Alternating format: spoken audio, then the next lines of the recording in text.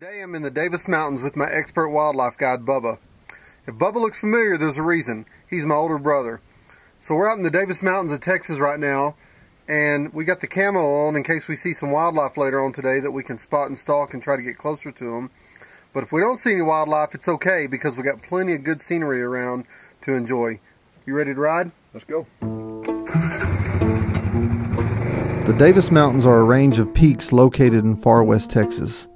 This part of Texas is sparsely populated with millions of acres of wilderness. Each year the mountains attract tourists to see its natural beauty and visit the Fort Davis National Historic Site, Davis Mountain State Park, and McDonald Observatory. The mountains are of volcanic origin composed of strata associated with eruptions of the Trans-Pecos volcanic field 35 million years ago. For centuries this land has become home to sparse human settlement, and it remains that way today. The mountains are still a wild and largely untamed wilderness. While exploring this ranch, my brother and I came across this old rock house. It's got some modern upgrades, like a little bit of electricity in the place, but I think that was probably added later. What's cool about it is it used native stone and a lot of native timbers in the construction, because back then, I mean even today, it'd be really hard to bring any kind of building materials up here, so they just built out of this place out of what they had. But it's pretty intriguing to take a look at it. After leaving the ranch house, Bubba and I settled in for a long and bumpy ride. This country is big, rough, and unforgiving, so I am glad we had a way to traverse the place besides walking. So when we were on the other side of the ranch looking at the rock house, my brother was telling me on this side of the ranch, which I guess we're on what? The south? Yeah, south side. South side of the ranch.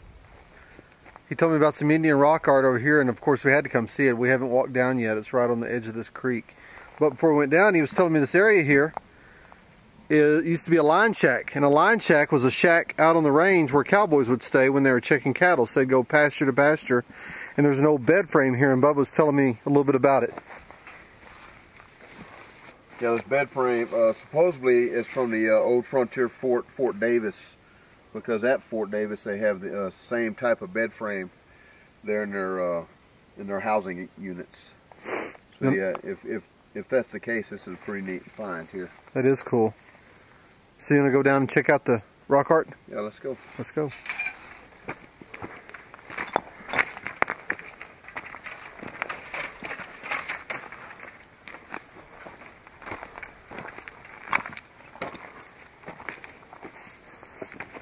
Holy smoke. Look at that. I wonder how they made the ochre paint like that. Yeah, they said that archaeologists said that they don't have that type of pigment around this area, so they have to brought it in from somewhere. So if you look at that, there's ochre and kind of a yellow color, and looks like some turquoise blue. See that? That's incredible. What do you, they look like some kind of crazy people. What do you think?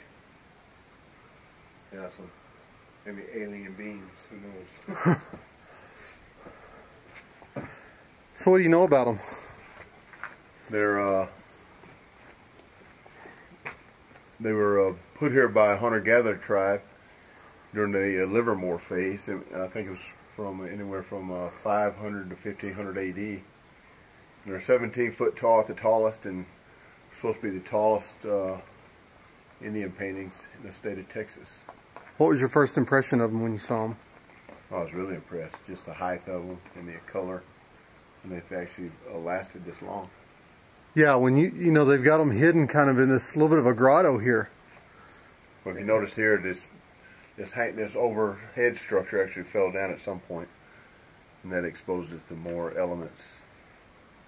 But still, man alive. Protected a bit. Pretty impressive. This is kind of cool. The old rock ranch we were at belonged to a guy named Hunsucker. Is that right, Bubba? Yep. And it's called Circle H Ranch. And we were looking at this panel, and it looks like Mr. Hunsucker liked to be a graffiti artist, because there it says E.L. Hunsucker, 1936, and it's got the Circle H brand right there in the lower right hand corner. I'm showing Russell this right here, that his impression.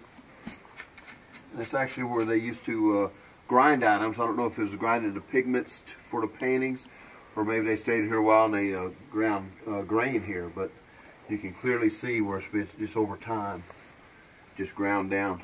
Even though we need to go, I'm not quite ready to go. Riding from one side of this ranch to the other, this whole thing's made of rocks. Yeah. And it's a complete beatdown coming this far. What do you think? It is a beat down. All this volcanic rock just makes it a rough ride. But at least we're not having to walk. We've got a Yamaha Viking that we're getting to ride around on the ranch, and hopefully it'll hold together for a little bit longer till we can get back to the headquarters where we're staying tonight. After a day of exploring, Bubba and I saw some wildlife, but it was too far away to photograph. Instead, we took in the scenery and camped on a mesa under a sea of stars. In all, the Davis Mountains of far west Texas are a beautiful place to visit and a remarkable place in which to photograph.